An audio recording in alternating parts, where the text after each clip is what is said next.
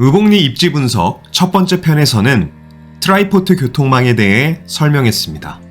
하늘길, 땅길, 바닷길, 철길까지 모든 교통망을 단 20분 안에 이용 가능한 의복리.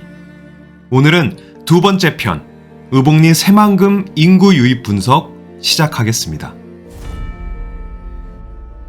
새만금 개발청 정부가 발표한 계획을 보면 새만금 개발 시 총 70만 명의 인구 유입을 배분하고 있습니다. 새만금 내부 각 권역별로 30만 명, 새만금 외부 도시 부안, 김제, 군산, 익산, 전주 등 인근 도시에 40만 명의 인구 유입을 배분하고 있으며 이 데이터는 정부 기관인 새만금 개발청에서 이 새만금의 사업 규모를 분석해 정확하게 산출한 인구 유입 배분입니다. 새만금 내부 개발의 속도에 맞춰 인구가 유입되겠지만 새만금 내부보다도 그 인근 주변 도시의 인구 유입이 10만 명이나 더 많다는 것을 새만금 개발청, 정부의 자료를 통해 확인할 수 있습니다. 새만금 인근 주변 도시에 40만 명의 인구가 유입된다면 현재 인구 5만 명인 부안엔 단 5만 명의 인구가 추가로 유입된다면 현재 인구 대비 2배가 늘어나게 됩니다. 10만 명의 인구가 유입된다면 부안의 인구는 3배로 늘어나게 되죠. 제주도가 인구 10만 명이 늘어나면서 각 지역이 빠르게 개발되고 땅값이 매우 폭등한 사례를 본다면 이곳 새만금은 제주도와 같이 단순 관광만 있는 것이 아닌 일할 수 있는 산업단지와 공항, 항만, 국제협력단지와 농생명용지까지 인간의 삶에 필요한, 어찌 보면 한 나라에 필요한 모든 시설이 이곳 새만금에 다 있다고 볼 수 있습니다. 부족함이 없는 곳이 바로 새만금이라는 겁니다.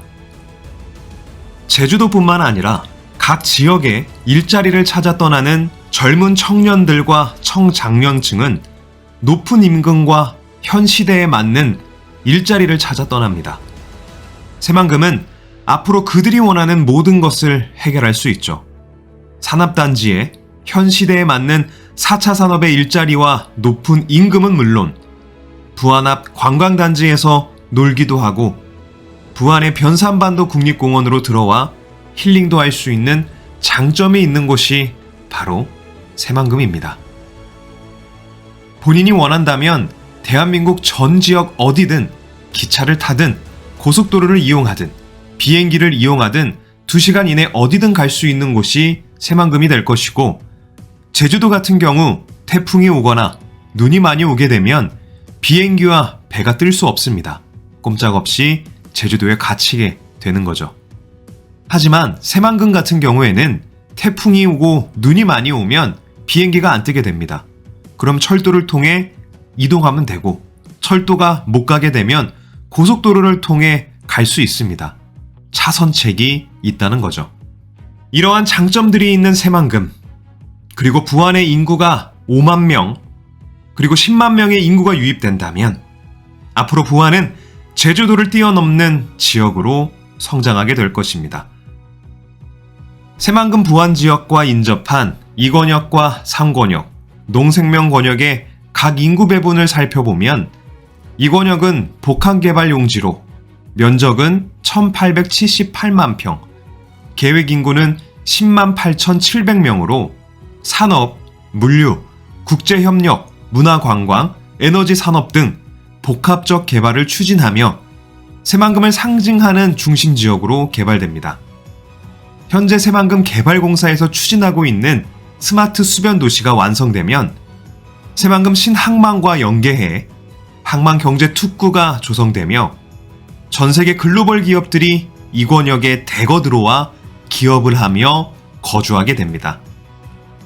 이 권역은 사진에서 보시는 것과 같이 R11 고군산군도 부지부터 시작해 A1 스마트 수변도시 부지와 B4 부지까지 각 구역별 번호가 붙어 있습니다.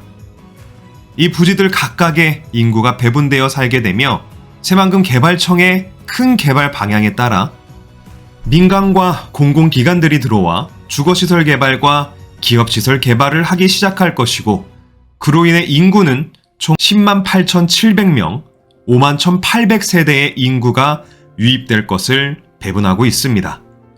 부안의 의복리에서 이권역의 새만금 신항만과 A1 부지인 스마트 수변도시까지는 20분 안에 도달이 가능합니다. 29년 광역도로망이 준공된다면 10분으로 스마트 수변도시까지의 접근은 단축됩니다. 강남에서 일하시는 분들이 다 강남에 살 수 없고, 강북에서 사시는 분들이 다 강북에 살지 않듯이, 그 이유가 경제적 문제든 환경적 문제든 새만금 내부에 살고 싶은 사람은 새만금 내부에 살 것이고, 있는 그대로의 자연환경이 좋은 사람은 새만금 외부 차로 1-20분이면 이동 가능한 부안으로 와서 살게 될 것입니다. 그로 인해 부안의 인구도 현재 5만 명에서 이 새만금의 개발 과정에 따라서 6만, 7만, 10만, 15만 명까지 인구가 유입될 거라 내다보고 있습니다.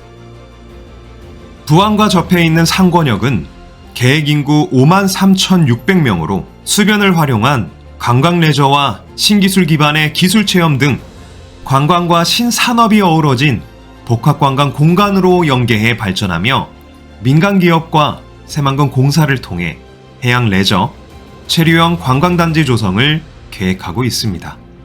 의복리에서 2km 떨어진 지도상의 R5 부지에 54홀 골프장이 26년 개장을 목표로 사업이 진행 중에 있으며, 체류형 관광단지로 골프를 치고 바로 집으로 돌아가는 것이 아닌 하루 이틀 그 이상 숙박을 하며 여유 있게 휴양할 수 있는 시설이 만들어집니다.